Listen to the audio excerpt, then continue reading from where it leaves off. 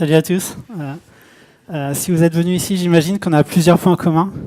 Déjà, vous êtes cool, sinon vous ne seriez pas venus là. Et sachez-le, vous êtes même bien plus cool que ces gens-là, ces gens-là, ces gens-là, ces gens-là, sauf Rémi Forax, évidemment. Ces gens-là, ces gens-là, ces gens-là. Enfin, c'est en fait du monde moins cool que nous. Et le deuxième point qu'on a en commun, vous et moi, c'est qu'on est des développeurs. Et c'est normal parce qu'on est cool. Et puisque vous êtes des développeurs, on peut très facilement déduire que vous êtes pauvres. Enfin, tout est relatif, bien sûr. Et c'est pas grave d'être pauvre. Nous, on est dans le turfu. Et développeur dans le futur, c'est un loisir de pauvre. Déjà, le coût d'entrée pour être développeur, il est super bas. Il suffit d'un ordi, d'un peu de curiosité et d'Internet. Ensuite, si tu veux déployer un microservice dans le cloud, pour des besoins personnels, généralement, ça te coûtera à peu près 0 €. Enfin, sauf si tu fais plus de 2 millions d'appels dans le mois, et là, il faudra dépenser à peu près 40 centimes tous les millions d'appels. Mais honnêtement, je pense qu'on peut s'en remettre. Et si vous voulez faire de l'IoT, donc vous faites du cloud, vous voulez faire de l'IoT, un microcontrôleur avec Wi-Fi intégré, généralement, ça se trouve dans les environs de 3 €. Donc ouais, développeur, faire du cloud, de l'IoT, c'est vraiment un loisir de pauvre. Et nous, les pauvres, on n'aime pas tellement les gens qui achètent des ampoules à 200 €. Enfin, on est bienveillants, donc on les aime bien, mais c'est quand même des cons, parce que 200 € juste pour des ampoules, juste pour pouvoir te la péter quand tu changes la couleur de ta chambre. Enfin, photo officielle Amazon, je précise. Bon, ils ont l'air contents d'être riches, par contre. En plus, leur ampoule n'a même pas l'air d'être allumée. C'est incroyable, le pouvoir du marketing. Mais très important, les amis, et si vous deviez retenir qu'une chose aujourd'hui, c'est que l'argent ne fait pas le bonheur. Vous allez voir comment ils vont rager quand on va faire des lumières connectées pour 20 fois moins cher, et qu'en plus, on va devenir bien plus intelligent qu'eux parce qu'on aura fait tout ce système avec nos petites mains sales. En mettant tout en place nous-mêmes, on aura appris plein de choses, ça va être cool. Mais au fait, comment elles fonctionnent, leurs ampoules de riches ? De ce que j'ai compris, quand les mecs parlent à leur Google Assistant et qui disent « Ok Google, change la couleur de la chambre en doré », l'assistant Google utilise du machine learning et tout un tas d'autres conneries pour comprendre le contexte, comprendre le sens de la phrase. Et ensuite, ce que va faire le Google Assistant, c'est qu'il va comprendre notre phrase et il va transformer l'information, ce qu'on a dit, de manière claire à un serveur. Quand je dis de manière claire, c'est qu'il va transmettre du JSON. Donc là, on dit « Ok, change la couleur de la chambre en doré ». Il va prendre le message, il va le parser et il va envoyer du JSON à un serveur du constructeur de l'ampoule. Par exemple, un serveur de chez Philips. Donc ça sera un JSON à peu près comme ça, genre action égale execute, couleur gold, device ID 8. Un truc qu'on connaît tous. Donc le Google Assistant, il fait un appel REST au serveur du constructeur de l'ampoule, en l'occurrence Philips, avec des informations claires sur ce qui doit être fait. Et ensuite, le serveur de Philips, ce qu'il va faire, c'est qu'il va prendre le JSON, il va le parser et il va se charger de changer la couleur de l'ampoule. Donc ce qu'il va faire, c'est qu'il va parser le JSON, il va contacter un appareil central qui est à l'intérieur de la maison des riches, ou de la maison de tout le monde finalement. Et c'est cet appareil-là qui s'appelle le Philips Hue Bridge. Donc en fait, quand vous achetez des ampoules Philips Hue, elles sont packagées avec un composant obligatoire qui est le Philips Hue Bridge.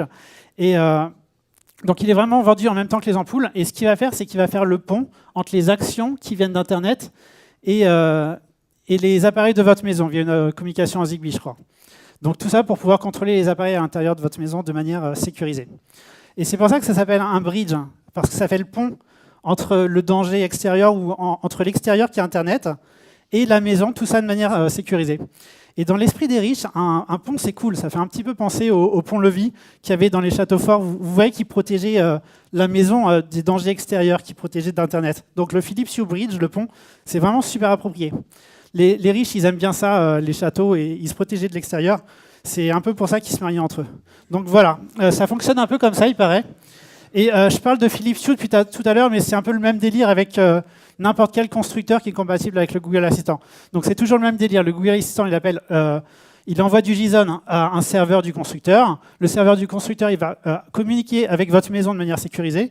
Et c'est l'appareil à l'intérieur de votre maison qui va s'occuper de changer les ampoules, changer la couleur, qui va contrôler les appareils à l'intérieur de votre maison de manière sécurisée.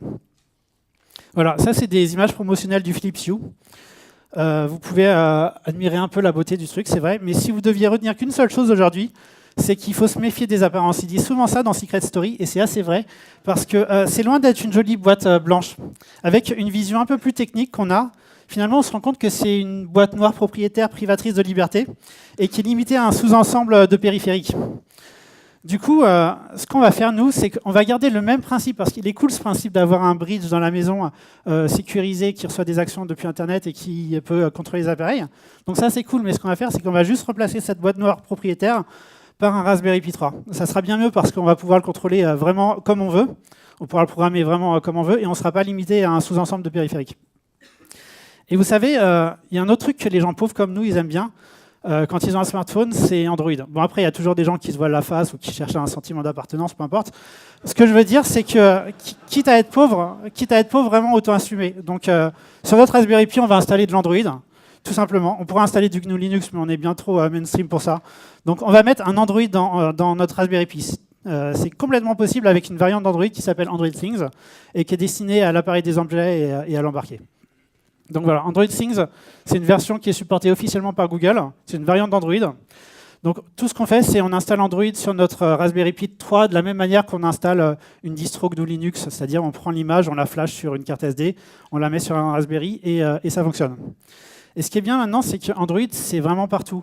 On connaissait déjà Android sur les téléphones et les tablettes, sur les montres, les télés et les voitures. Et avec Android Things, on peut créer ses propres appareils connectés et on peut écrire du code Android pour les contrôler. C'est un truc incroyable. Et voilà. Donc c'est à peu près 15 minutes pour installer Android sur un Raspberry Pi 3. Il suffit juste de flasher. Et ce qu'il faut faire après, c'est créer un nouveau projet. Donc pour créer un nouveau projet, c'est comme quand on crée un nouveau projet Android sur téléphone. C'est-à-dire qu'il faut lancer l'IDE supporté officiellement qui est Android Studio. Et puis on choisit de créer un nouveau projet Android. On choisit le dernier SDK version parce que Android Things est une version d'Android qui est toujours à jour. Et puis on crée notre application Android et qu'on pourra déployer sur notre Raspberry Pi 3 de la même manière qu'on déploie des APK Android sur un téléphone, c'est-à-dire soit via l'IDE, soit via ADB, comme on veut. Ça, c'est un exemple de projet que j'ai fait avec Android Things. Alors, j'ai pris une boîte à chaussures, j'ai mis un Raspberry Pi dedans, et j'ai écrit une application Android qui embarque le SDK du Google Assistant. Comme ça, je peux parler à ma boîte à chaussures, déjà ce qui m'éloigne de l'isolement et de la folie, mais surtout, je peux lui demander de me donner des barres chocolatées.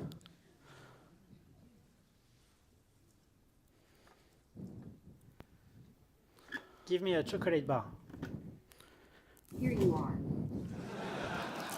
Alors, ok, mon Twix, il pue un petit peu entre l'odeur du carton des chaussures, mais il y a du machine learning dedans, dans cette boîte à chaussures. Ça tourne sur Android, et je suis déjà développeur Android, donc ça m'a pris une journée pour faire ça, sans connaissance en électronique. Donc, si vous connaissez déjà Android, vous pouvez faire votre propre robot qui embarque du machine learning très très facilement. Si vous ne connaissez pas encore Android, c'est peut-être exactement le bon moment pour s'y mettre, parce qu'on a un langage qui est incroyable, on a un bon IDE, des outils matures.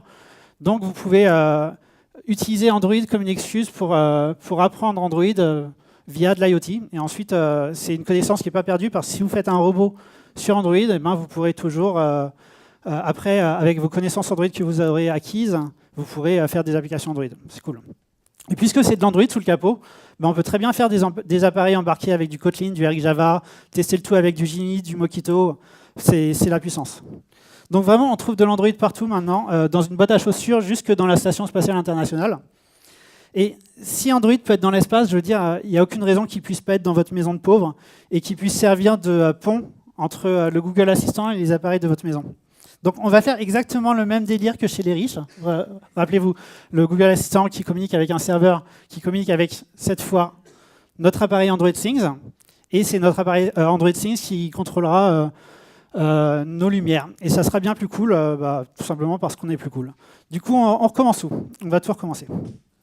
Alors, rappelez-vous, quand on dit « OK Google, allume les lumières », on peut configurer en fait le Google Assistant pour qu'il communique avec un service web particulier.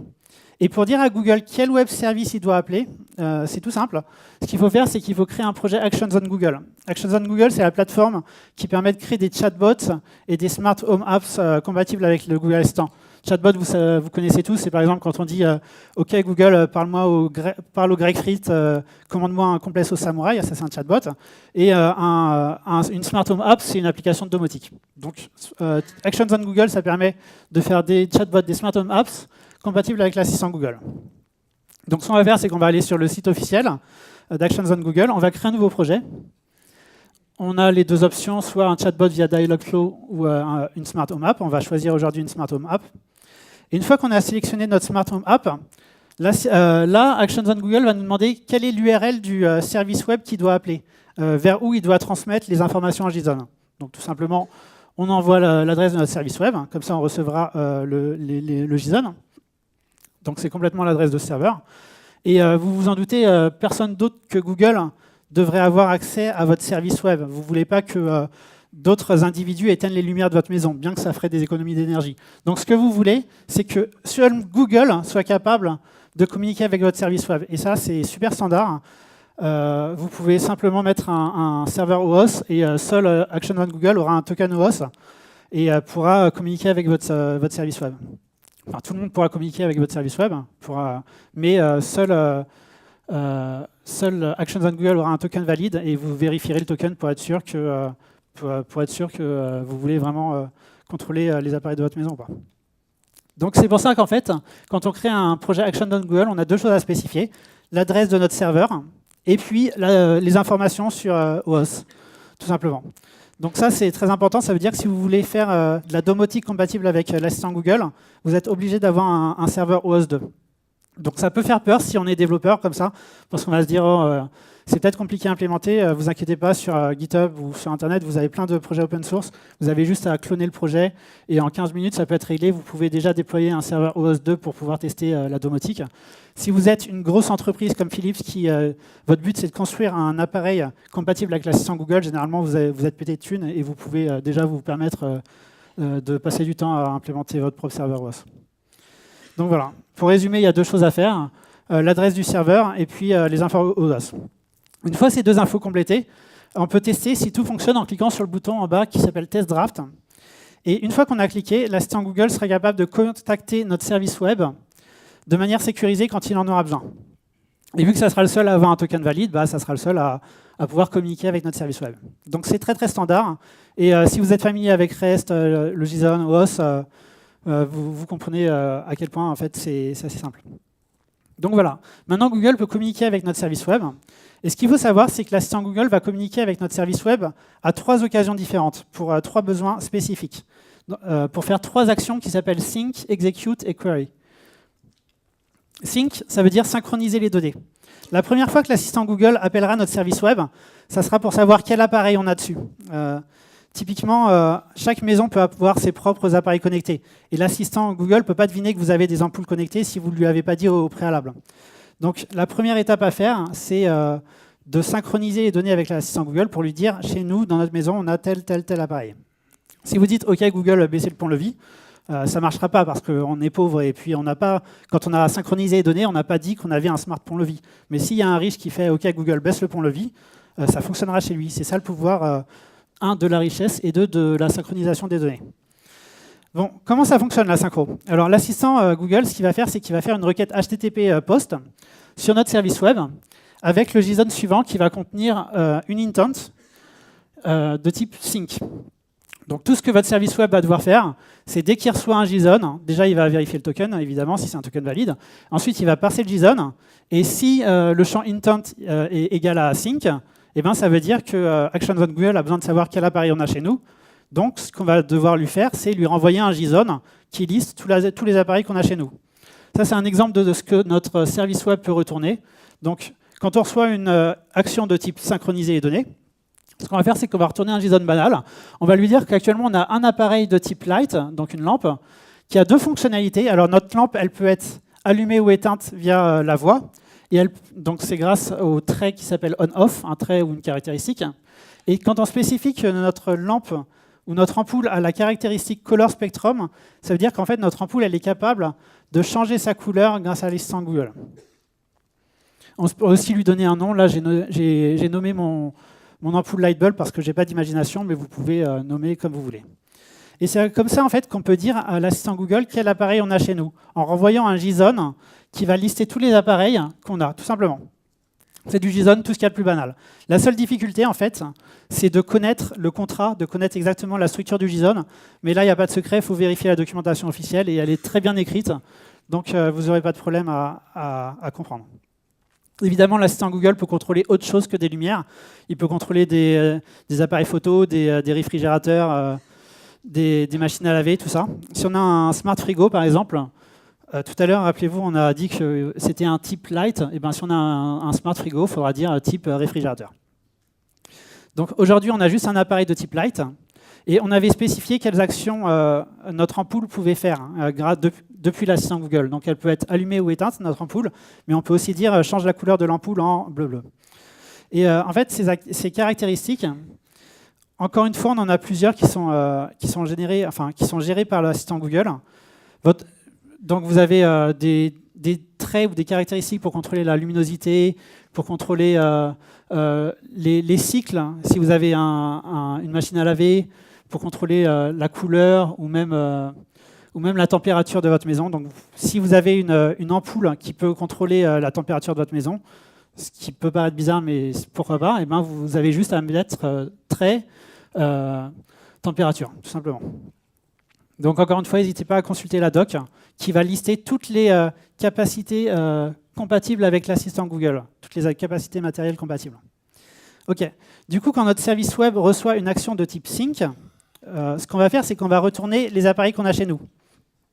Mais la question maintenant, c'est comment on fait pour créer un service web qui est compatible avec l'assistant Google?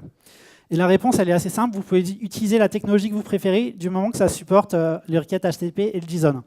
Donc vous pouvez utiliser du Spring Boot, de l'AWS, du Node.js, du PHP, enfin tout ce que vous voulez, tant que vous restez digne. Aujourd'hui, ce qu'on va faire, c'est qu'on va utiliser Google Cloud Functions, principalement parce que ça permet de déployer des web services en 2.2 facilement et rapidement. Donc, ce qu'on va faire, c'est qu'on va créer une Cloud Function avec un éditeur de texte.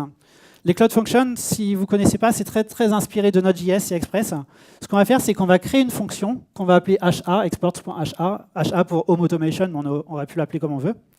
Et en fait, dans notre fonction, ce qu'on va faire déjà, c'est vérifier notre token OAuth, s'il est valide ou pas. Et ensuite, on va parser le JSON pour savoir quel intent a été envoyé par l'assistant Google. Donc si c'est du sync, du execute ou du query. Donc ce qu'on va faire, on va faire un gros switch des familles. Si c'est du sync, eh ben, on va appeler une méthode de type sync. Et donc si on reçoit une intent avec une action de type sync, ça veut dire que l'assistant Google a besoin de savoir quel appareil on a chez nous. Donc on va lui retourner un JSON avec un HTTP 200 qui va lui dire qu'on a une lumière chez nous. C'est le même JSON que vous avez vu tout à l'heure. Et c'est tout en fait. Notre service web, là, il est terminé. Et comme vous pouvez voir, on a juste eu à écrire juste quelques lignes de code. Et la plupart du code, c'était du JSON. Donc c'est super simple de créer un service web compatible avec l'assistant Google. Donc maintenant que notre Cloud Function elle a été écrite, ce qu'on peut faire, c'est on peut la déployer. Pour déployer des Cloud Functions, c'est une ligne. Donc Google Cloud Beta, Google Cloud Functions, on déploie la fonction HA et on veut qu'elle soit activée quand on reçoit des requêtes HTTP. Et une fois qu'on a saisi cette commande, notre service web il est accessible à l'URL que l'outil va nous renvoyer. Donc là, notre service web il est accessible sur cette URL, par exemple. Et c'est vraiment pour ça que j'aime bien personnellement les Cloud Functions, c'est parce que vous pouvez créer très facilement un service web, le déployer en quelques minutes, et sans avoir à écrire beaucoup de code. Et vous savez, quand notre passion, notre métier, c'est d'écrire du code, et on se rend vite compte que moins on en écrit, et mieux on se porte. Donc les Google Cloud Functions, c'est vraiment top pour ça. Et voilà. L'assistant Google, maintenant, il est capable de communiquer avec notre service web et d'envoyer une intent de type sync pour savoir quel appareil on a chez nous. On va tester tout ça en lançant l'application Google Home sur notre téléphone. Donc on va sur le menu contrôle de la maison. Ensuite, on va rajouter un nouvel appareil. Puisqu'on a cliqué sur le bouton Test Draft tout à l'heure, on peut voir que notre service web est listé là. Il va rediriger vers notre serveur OAuth pour s'authentifier pour qu'Actions on Google puisse avoir un token valide. Là, Actions on Google va envoyer sur notre web service une intent de type sync pour savoir quel appareil on a chez nous grâce à notre token. Notre service web retourne un JSON qui dit qu'on a une ampoule. Et puis voilà. Et là, grâce à l'application, on a synchronisé notre ampoule grâce à notre service web sur notre assistant Google. Ok, Google maintenant il sait qu'on a une ampoule connectée grâce au service web qu'on a fait avec la Cloud Function. Et maintenant, quand on va dire OK Google allume la lumière, cette fois Actions on Google va envoyer une intent de type execute sur notre service web. Donc quand on dit allume la lumière, typiquement c'est qu'on a besoin d'exécuter une action. Donc Google va comprendre le message, OK allume la lumière, il va envoyer cette fois une intent de type execute. Et voilà à quoi ressemble le JSON. Donc c'est toujours le même délire. Là cette fois il va nous envoyer une intent de type execute pour nous qui va concerner notre ampoule. Et puis quand on dit allume la lumière, en fait ça veut dire que c'est la caractéristique on-off et la valeur on doit être à true. Donc encore une fois, ce qu'on va faire, c'est qu'on va parser le JSON. Si c'est une intent de type execute, on va parser le payload. Et là, on va vite comprendre qu'en fait, ce qu'on veut faire, c'est allumer notre ampoule. Rien de compliqué.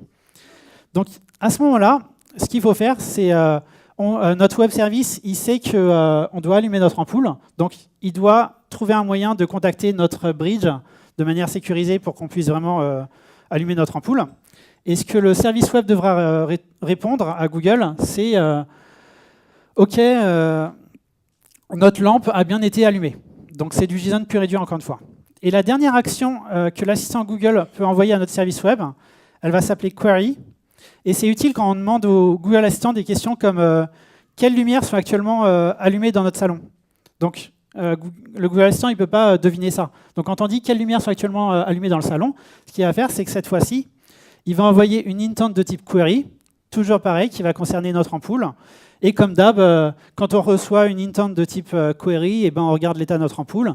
Et là, actuellement, elle est éteinte, donc on va retourner notre ampoule actuellement est off. Donc voilà.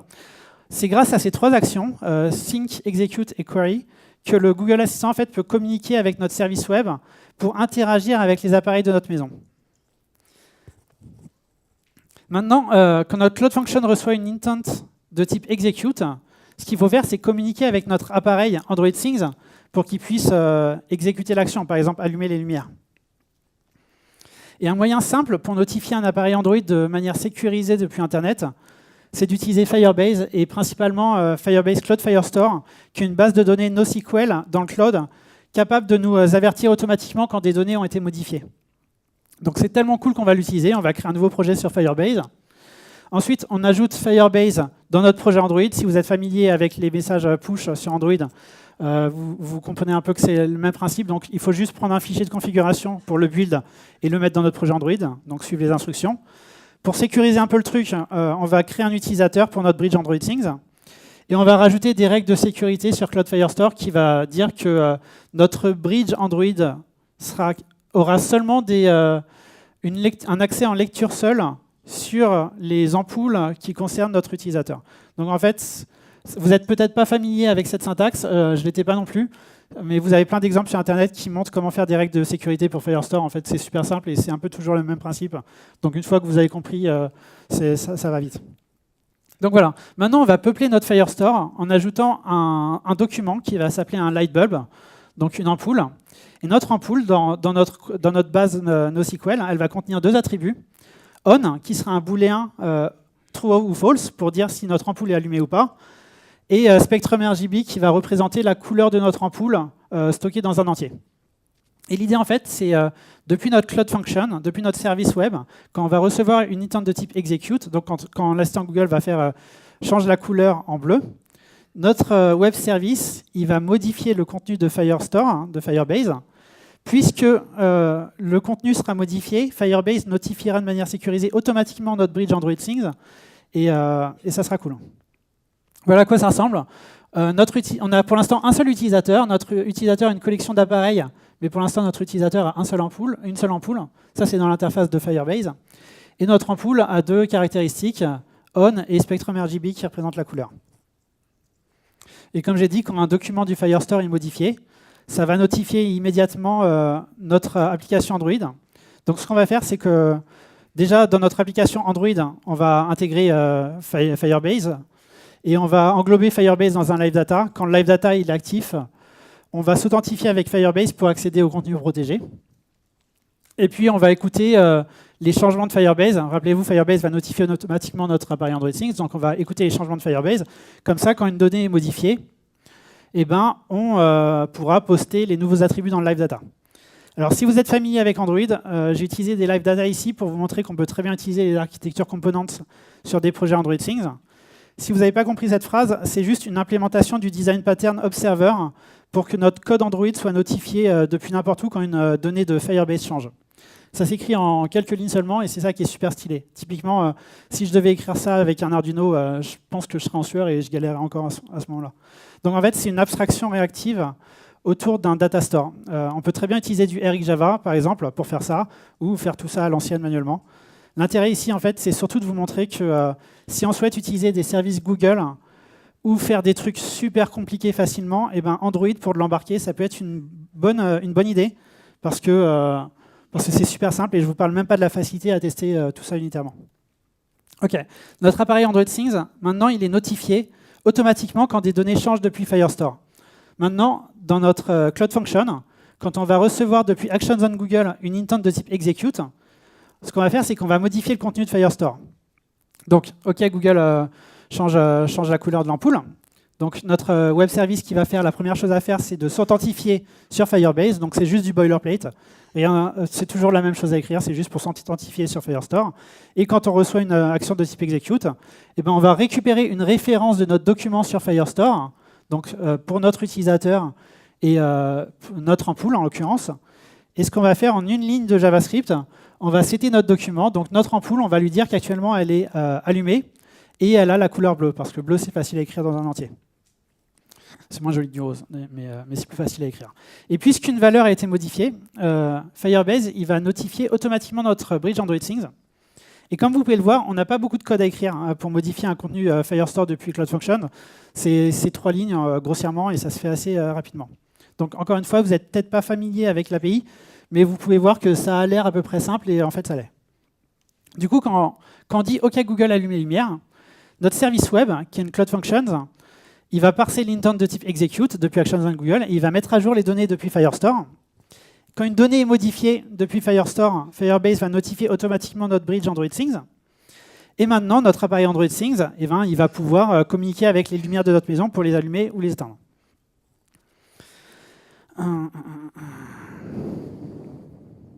Ok, j'avais oublié ce détail, mais c'est vrai qu'en fait, on n'a pas de lumière pour le moment, parce qu'on est pauvre. Du coup, ce qu'on va faire, c'est qu'on va acheter des ampoules RGB, mais pas des ampoules à 200 €. Ce qu'on va faire, c'est qu'on peut trouver des ampoules RGB pour à peu près 10 € sur des sites chinois. Et ces ampoules, en fait, elles peuvent être contrôlées à l'aide d'une application Android, celle que vous pouvez voir en bas à gauche. Donc vous achetez des ampoules sur des sites chinois et elles sont livrées avec une application Android pour pouvoir changer leur couleur, les allumer, etc. Mais nous, ça ne nous intéresse vraiment pas d'utiliser leur application toute pourrie pour changer la couleur des ampoules. Nous, ce qui nous intéresse, c'est depuis notre bridge Android, changer nous-mêmes la couleur des ampoules. Donc ce qu'on va faire, c'est qu'on va faire un petit peu de reverse engineering pour comprendre comment on peut contrôler nos ampoules chinoises en utilisant du Bluetooth Low Energy. Et la façon la plus simple, c'est de faire du man in the middle, de capturer les paquets Bluetooth qui viennent du téléphone vers l'ampoule. Donc l'interception de paquets Bluetooth, elle peut se faire de plein de manières différentes. Elle peut se faire sur un Linux, sur un microcontrôleur, mais elle peut aussi se faire sur un téléphone Android. Et ça, c'est cool. Et du coup, sur notre téléphone Android, si vous regardez les options développeurs, vous en avez une qui s'appelle Bluetooth HCI Snoop Log. Alors, je ne sais pas du tout ce que ça veut dire, mais quand vous activez cette option, ça fait exactement ce qu'on veut faire. C'est-à-dire capturer tous les paquets Bluetooth qui proviennent du téléphone vers l'ampoule. Donc, on va vers ça. On va dans notre téléphone Android, on active les développeurs options, Bluetooth HCI Snoop Log. Et maintenant, on va utiliser l'application officielle de notre ampoule. On va se connecter sur notre ampoule RGB et on va changer la couleur en rouge, en vert, en bleu, en jaune et en blanc. Donc à ce moment-là, notre application Android, elle a intercepté les paquets Bluetooth qui ont été exécutés, qui ont été envoyés sur notre ampoule. Et grâce à cette option, elle a tout mis dans un fichier PCAP qui est compatible avec Wireshark. Donc ce qu'on va faire, c'est qu'on va juste récupérer le fichier qui se trouve sur notre file system Android, actuellement sur notre téléphone. On va récupérer ce fichier, on va le mettre sur notre ordinateur. On peut le faire de plein de façons différentes, par exemple via ADB. Et on va l'ouvrir avec Wireshark. Donc là, on va ouvrir notre fichier généré. Et on peut voir qu'on a pas mal de commandes d'écriture en Bluetooth qui concernent notre ampoule RGB. Donc c'est des commandes d'écriture sur un service FFE5 et une caractéristique FFE9. Et là, on peut voir la donnée qui a été envoyée. Ça, c'était pour envoyer du rouge, du vert, du bleu, du jaune et du blanc. Donc là, on a envoyé des données, on les a interceptées. On peut les voir avec Wireshark, mais on ne sait toujours pas vraiment ce que veulent dire ces lettres et ces chiffres. Mais par contre, ce qu'on sait, c'est que pour mettre l'ampoule en rouge, la valeur qui a été envoyée, c'était 56, suivi de FFOOOO, qui est le couleur code hexadécimal pour du rouge, suffixé par 00F0AA. On peut voir que pour changer la couleur en vert, ce qui a été envoyé, c'était toujours le même délire, c'était 56, le 00FF00, qui correspond à du vert en hexadécimal, suivi de 00F0A. Et même délire pour du bleu. Et là, on voit clairement un pattern commun. Et finalement, grâce à ces données, on peut en déduire que pour changer la couleur de notre ampoule nous-mêmes, ce qu'on doit faire, c'est envoyer un paquet Bluetooth sur le service FFE5, la caractéristique FFE9, et notre paquet, ça doit être 56 suivi du couleur code qu'on veut, suivi de 00F0A. Donc là, on a compris comment l'ampoule faisait comment l'application Android faisait pour contrôler l'ampoule. Et ce qu'on peut faire, c'est qu'on peut faire tout manuellement maintenant. Donc on va tenter. Déjà, pour être sûr que ça fonctionne, on va utiliser l'application NRF Connect qui permet d'envoyer des paquets Bluetooth manuellement. Donc on va choisir notre caractéristique, notre service. Là, je veux du rose, donc je vais écrire 56, FF00FF pour du rose, suivi de 00F0AA et je vais envoyer. Et là, on peut voir qu'en envoyant les données manuellement depuis l'application NRF Connect, sur notre ampoule, eh ben, ça a fonctionné. Donc là, en fait, c'est super cool parce qu'on a reverse engineeré un peu notre ampoule et on a compris que tout simplement, comment communiquer avec cette ampoule depuis n'importe où. Et puisqu'on l'a reverse engineeré, on peut très bien écrire une méthode Android simple qui va convertir une couleur dans un entier, par exemple, au format attendu dans notre ampoule. Donc par exemple, ça c'est une méthode, si je lui passe une couleur dans un entier, elle va prendre le rouge, le vert, le bleu, et elle va créer un byte array qui va commencer par 56, rouge, vert, bleu, 00F0A. Une méthode toute simple de 1, 2, 3, 4, de 5 lignes à peu près, pour convertir une couleur au format de données attendues par notre ampoule. Easy. Ensuite, on peut écrire une autre méthode pour envoyer notre tableau d'octets compatible avec l'ampoule, pour l'envoyer sur notre ampoule. Et ça, en fait, faut pas oublier que Android Things, c'est une variante d'Android. Donc, toutes les API qui fonctionnent sur Android, généralement, elles fonctionnent sur Android Things. Et toutes les API Bluetooth d'Android fonctionnent aussi. Donc là, on va utiliser les API standards Bluetooth pour envoyer des paquets Bluetooth sur le service 56, machin. Et ce qu'on va faire, c'est qu'on va envoyer notre byte array sur la caractéristique concernée en Bluetooth. Et maintenant, dans notre activité Android, rappelez-vous, de notre activité Android, on a créé une surcouche réactive autour de Firestore.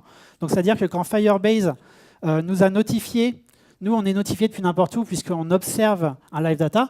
Donc, ce qu'on fait, c'est qu'on observe Firestore. Et dès que Firestore nous dit « OK, l'ampoule doit être changée en bleu », eh ben, on va tout simplement récupérer le document Firestore. Et si c'est un document qui concerne notre ampoule, eh ben, on va appeler notre méthode qui utilise les API Bluetooth LE pour communiquer avec notre ampoule. Donc ce qu'on va faire là, c'est qu'on va essayer en changeant une valeur depuis Cloud Firestore. L'interface de Cloud Firestore permet de modifier les valeurs des documents. Donc ce qu'on va faire, c'est qu'on va modifier la valeur de Firestore manuellement pour voir si ça fonctionne. Donc là, on va mettre la valeur on à true. Ça allume automatiquement l'ampoule. Donc Firebase notifie de manière sécurisée notre bridge Android Things. Et on peut aussi changer la couleur. Donc ça, c'est cool, ça fonctionne depuis Firebase. Donc si ça fonctionne depuis Firebase, ça va fonctionner depuis notre web service, puisque notre web service va devoir écrire sur le document Firebase. OK. Donc là, ce qu'on a vu, c'est qu'en fait, grâce à Android Things et les services Google, on a créé un bridge physique sécurisé entre Internet et notre maison. En fait, on a fait le même délire que tous les trucs Philips Hue, qui est construit par des professionnels avec des sommes astronomiques. Mais nous, on peut faire la même chose en quelques heures. Donc tout est en place et on peut tester le résultat final. OK Google, allume la lumière. OK, j'allume la lumière Lightbulb. Vous pouvez voir à gauche que sur Firestore, les données vont être modifiées.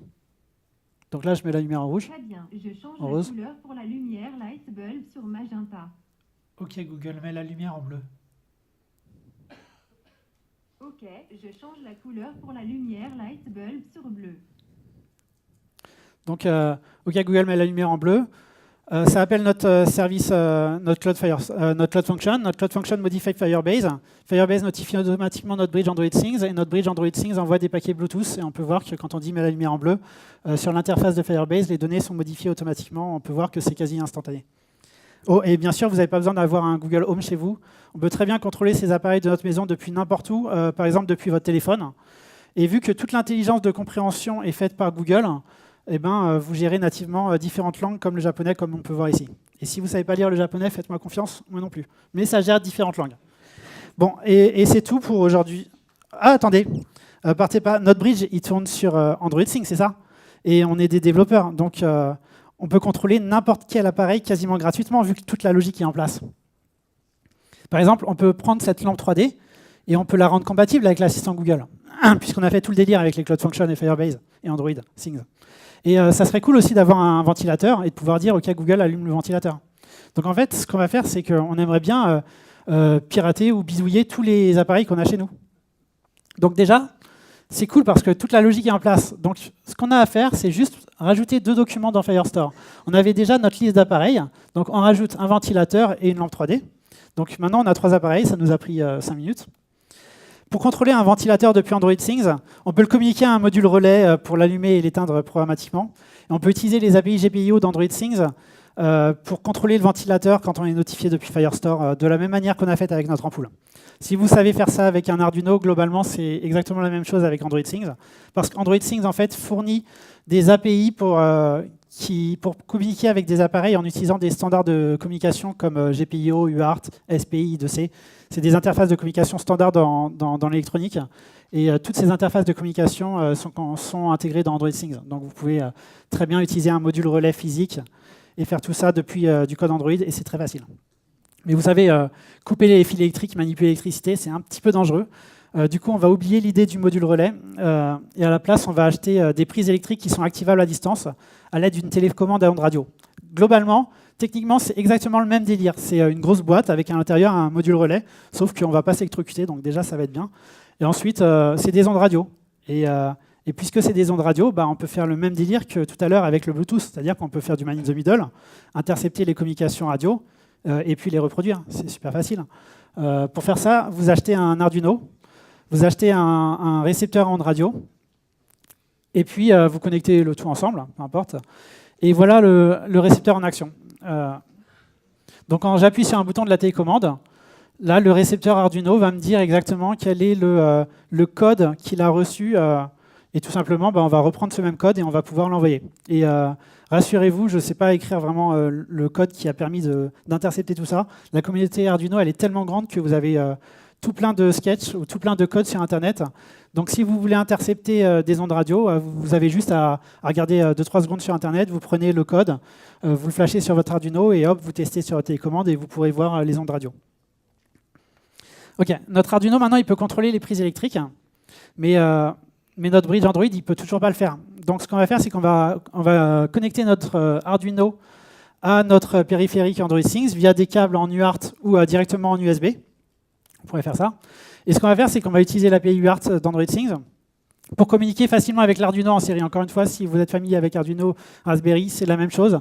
Si ça ne vous parle pas, c'est juste écrire des données et recevoir des données. C'est juste des API pour envoyer des bytes arrays. Donc typiquement là, si je veux allumer mon ventilateur, je vais envoyer un byte qui a la valeur 1. Donc quand mon Arduino va recevoir la valeur 1, il va allumer. Quand il va recevoir 0, il va éteindre. Ok. Pour notre lampe 3D, c'est le même délire. Si vous avez besoin de hacker un périphérique simple qui a un bouton, ce que vous pouvez faire, c'est utiliser un module relais et faire un hack physique. Donc vous ouvrez le bordel, vous soudez des trucs entre eux et vous utilisez un microcontrôleur pour simuler programmatiquement un appui sur un bouton. C'est assez simple, mais encore une fois, c'est toujours intercepté, cette fois, des communications. C'est toujours de l'interception de communication finalement. Donc les relais, c'est cool. Évidemment, moi, j'ai pas envie de me faire chier avec des soudures, ouvrir un truc et tout. Donc ce que j'ai fait, c'est que j'ai acheté une lampe 3D qui est infrarouge. Donc plutôt que de tout ouvrir et souder un relais, j'ai acheté une lampe avec une télécommande infrarouge. Si c'est de l'infrarouge, ça veut dire que ça peut s'intercepter, encore une fois. Et si ça peut s'intercepter, ça veut dire qu'on peut acheter un Arduino, un intercepteur infrarouge, connecter le tout ensemble, prendre un code qui est déjà écrit pour recevoir les données, appuyer sur notre bouton de notre télécommande pour recevoir un dump de l'infrarouge qui a été reçu, que je ne comprends pas, mais vous avez juste à en fait copier ce dump et puis le mettre dans une fonction qui va l'envoyer. Et puis l'autre truc, c'est que vous savez, l'infrarouge, c'est une technologie à courte portée. Et typiquement, si votre lampe 3D elle est dans votre salle de bain et que vous êtes dans votre salon, vous faites allume la lampe, ça ne va pas fonctionner parce que l'infrarouge, ça a une portée trop courte. Donc ce que vous pouvez faire, c'est que vous pouvez acheter un microcontrôleur comme un ESP8266 qui se programme comme un Arduino, sauf qu'il a une stack Wi-Fi embarquée, ça coûte 3 €, et puis, enfin dans les alentours. Et puisqu'il a une stack Wi-Fi embarquée, votre microcontrôleur il peut très bien hoster un serveur HTTP qui sera uniquement sur un Wi-Fi local. Et votre bridge Android Things, tout ce qu'il aura à faire, c'est envoyer une requête HTTP sur votre microcontrôleur. Et si votre microcontrôleur reçoit une requête HTTP sur le réseau local, eh ben, il va envoyer un signal infrarouge. Et voilà le résultat final une fois que tout est en place. OK Google, mets la lumière 3D en bleu. Compris, je change la couleur pour la lumière lampe 3D sur bleu. OK Google, éteins le ventilateur. Très bien, j'arrête l'appareil ventilateur. OK Google, mets la lumière principale en rouge. Compris, je change la couleur pour la lumière principale sur rouge. OK Google, éteins toutes les lumières. Très bien, j'arrête deux lumières. Donc okay. En gros, quand je dis OK Google, allume la lumière, donc ActionZone Google envoie une intent de type execute sur notre Cloud Function. Notre Cloud Function modifie un document Firebase. Firebase notifie automatiquement notre bridge Android Things qui est en vert actuellement. C'est un Raspberry Pi normal. Hein. Vous achetez n'importe quel Raspberry Pi sur le commerce, enfin la version 3, et puis vous pouvez installer Android dessus.